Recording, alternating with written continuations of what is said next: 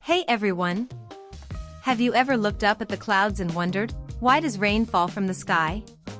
Let me tell you a little secret, it's all part of the water's great adventure. Today we are learning about rain. It starts with the sun. The sun shines down and warms up oceans, lakes, and even tiny puddles.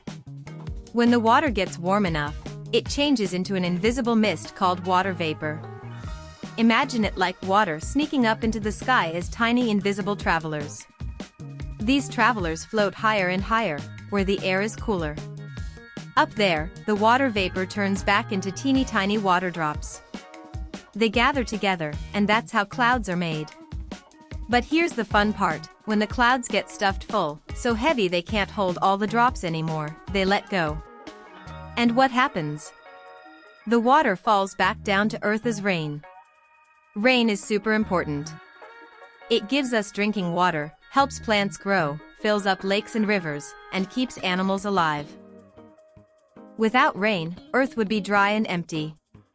So next time you see raindrops falling, just remember, it's water coming home from its trip to the sky.